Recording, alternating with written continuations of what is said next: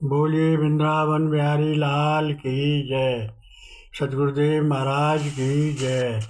सभी प्रेमी प्रेम से एक भजन बोले। कुछ व्यक्ति कहते हैं कि भगवान कितने हैं, समझ में नहीं आता किसको माना जाए। कोई उसे ब्रह्म कहता है, कोई ईश्वर कहता है, कोई परमात्मा कहता है, कोई आत्मा कहता है, कोई खुदा कहता है, कोई अल्लाह कहता है, कोई निराकार निरंजन, कोई अलग अगोचर, कोई विष्णु हरि, कोई शिव, कोई भोले कहता है, कोई महेश, कोई विधाता, कोई परमेश्वरी, कोई दुर्गा, कोई गायत्री, कोई कोई ओम, कोई सोहम, कोई सच्चिदानंद घन, कोई ज्योति स्वरूप, कोई श्री राम, कोई श्री कृष्ण, कोई देवी और कोई देवता, कोई गुरुदेव, कोई यज्ञ, कोई हवन आदि आदि विभिन्न नामों से मानते हैं। कुछ समझ में नहीं आता समझ में नहीं आता, संशय बना ही रहता है। भगवान अनेक नहीं, एक ही है। एक ही प्रभु ने अपने समय समय पर अवतार धारण किए हैं। भगवान श्री कृष्ण स्वयं गीता में कहती हैं कि हे अर्जुन, मेरे और तेरे बहुत से जन्म हो चुके, उन सबको तू नहीं जानता, मैं जानता हूँ। मेरा जन्म अन्य प्राकृतिक मनुष्यों के समान नहीं है। मैं जन्मा अविनाशी, अमर होने पर भी, सब भूत प्राणियों का ईश्वर होने पर भी अपनी प्रकृति को अधीन करके अपनी योग माया से प्रकट होता हूँ।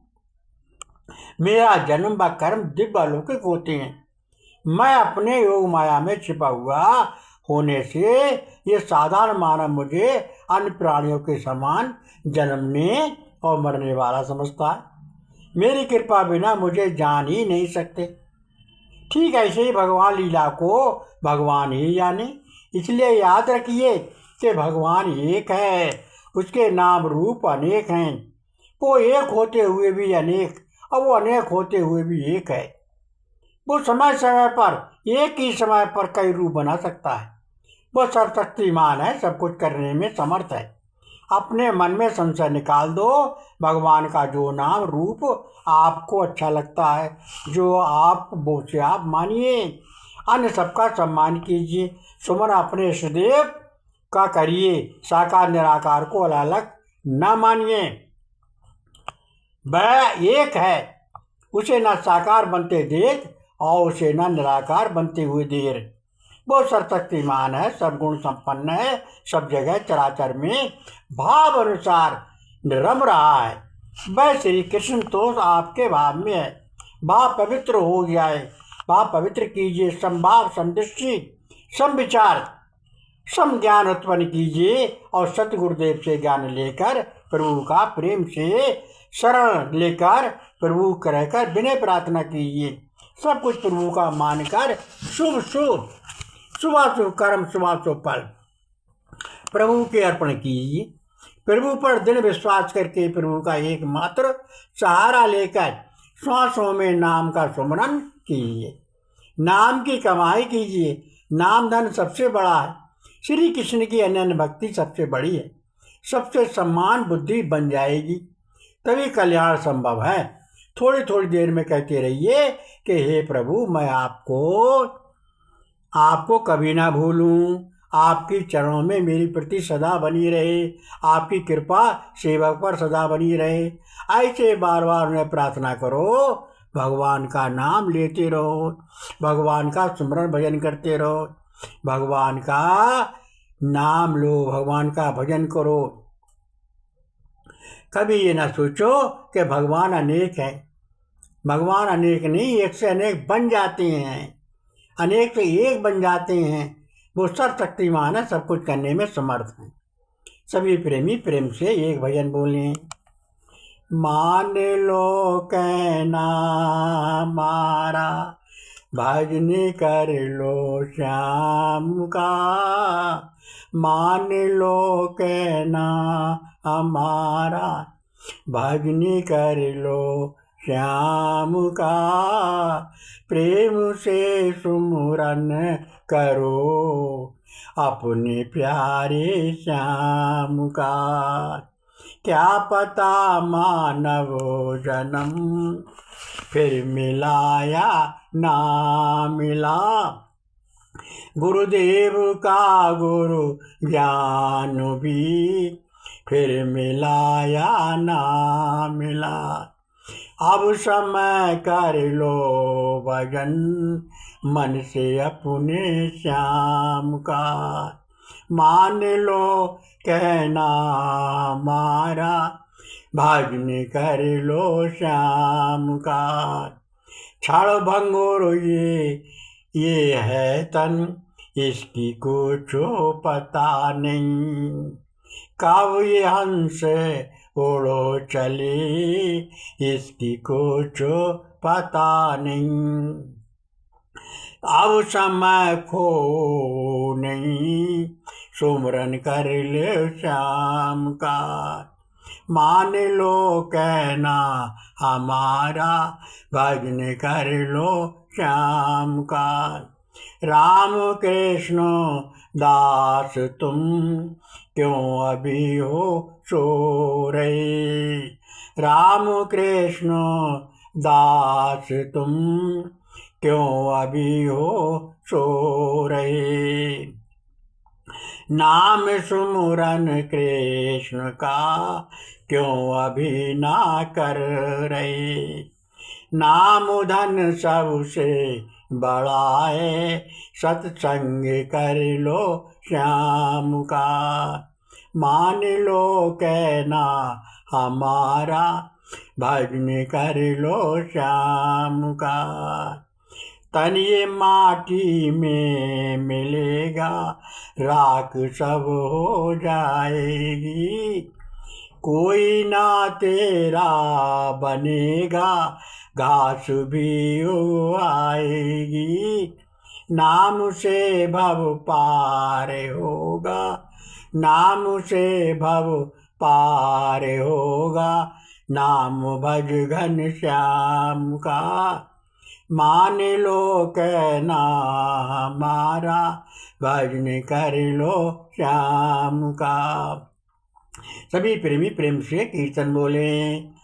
जय हरि हरि जय हरि हरि जय हरि हरि जय हरि हरि जय हरि हरि जय हरि हरि जय हरि हरि जय हरि हरि जय हरि हरि जय हरि हरि। बोलिए सच्चिदानंद भगवान की जय। बोलिए सद्गुरुदेव महाराज की जय। सभी प्रेमी प्रेम से सत्संग सुने। जो प्राणी जैसा सोचता रहता है वो वैसा ही बन जाता है। जिसमें प्राणी को मन बार बार रमण करता है, बार बार वही बात दिमाग में हो सकती नहीं, बार बार उसी बात से भक्ति करता है, तो यहाँ तक सोते समय भी उसे बार बार वही सुपन आते हैं। सुपन भी वही होता है जिसमें हम जागृत अवस्था में चिंतन करती हैं, जिससे हम जागृत अवस्था में चिंतन करते हैं। सुपन भी हमें उसी का होता है।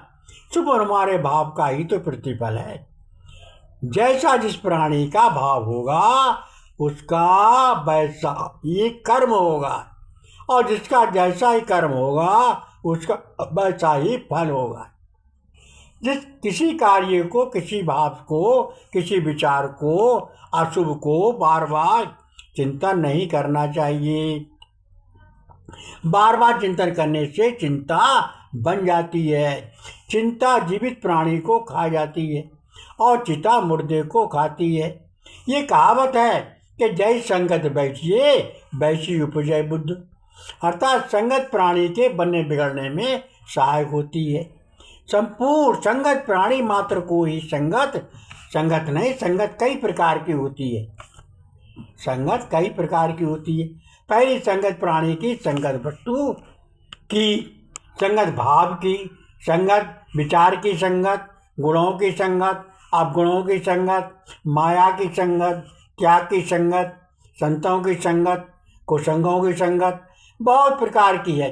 प्राणी संगत कभी कभी होगी, प्राणी की संगति कभी कभी होगी, भाव की, विचार की, गुण की, अवगुण की संगति प्राणी के दिल मन पर अपना कब्जा जमा लेती है और प्राणी इनसे छुटकारा नहीं पाता, अपनी आदत से मजबूर हो जाता है। आदत आदत जल्दी छूटती नहीं। अधिकांश कहते भी सुने हैं, ये आदत तो हमारे साथ ही जाएगी। बीड़ी पीना, शराब पीना, गांजा भांग पीना, सुरपा पीना, चोरी की आदत, चुगली की आदत, छल की आदत, कपट की आदत, बेईमानी की आदत, राग देश की आदत आदि प्राणी को सर्वनाश कर देती हैं। प्राणी आदतों का दास होता है, वह फिर दासता से जल्दी मुक्त नहीं हो पाता। इसलिए हमें सदा अच्छी संगत करनी चाहिए, अच्छी पुस्तकें पढ़नी चाहिए, अच्छे विचार अच्छे भाव रखना चाहिए। गलत संगत गलत विचार भाव मन में आना ही नहीं चाहिए। किसके दोषों को देख के वहीं छोड़ देना चाहिए। केवल दूसरों के गुण ग्रहण करना चाहिए, अवगुणों को कभी नहीं ग्रहण करना चाहिए। किसी के तन में, मन में, धन में के दोष अपने में ना आ जाएं, ये ध्यान रखना चाहिए। भूत का चिंतन नहीं करना चाहिए। भूत का चिंतन करने से भूत प्राणी को भी भूत बना देता है। वर्तमान पर ध्यान रखना चाहिए। वर्तमान संवरने से भूत भविष्य वर्तमान तीनों संभल जाते हैं। देश दृष्टि पर विचार नहीं करने चाहिए, आत्मदृष्टि करनी चाहिए। अपने आप को पहचानो, अपने आत्मा को, आत्मज्ञान को समझो, आत्म स्वरूप में स्थित रहो और आत्म स्वरूप में स्थित होकर परमात्मा का सुमरन ध्यान भजन करना चाहिए। कर्म और कर्म फल प्रभु के अर्पण करने चाहिए। कोई भी कर्म अपने पास ना रखो, जो भी कर्म करो प्रभु के अर्पण कर दो। कोई भी शुभाशुभ कर्म, शुभाशुभ फल प्रभु के अर्पण कर दो। अगर आप अच्छे कर्म अपने पास रखोगे, गलत कर्म भगवान के अर्पण कर दोगे तो ये आपकी मंजूरी नहीं होगी, तो आपको जन्म मरण भोगना पड़ेगा। आप शुभाशुभ अच्छे बुरे दोनों कर्मों को प्रभु के अर्पण कीजिए। अपने पास कुछ ही मत रखिए और सच्चे मन से कहिए कि मैं तुझसे एक श्री कृष्ण के अलावा कुछ भी नहीं चाहता, मुझे तो केवल एक श्री कृष्ण की चरण शरण चाहिए। बस आपका बेड़ा पार हो जाएगा। सभी प्रेमी प्रेम से एक दूसरे को नाम लो और लिवाओ।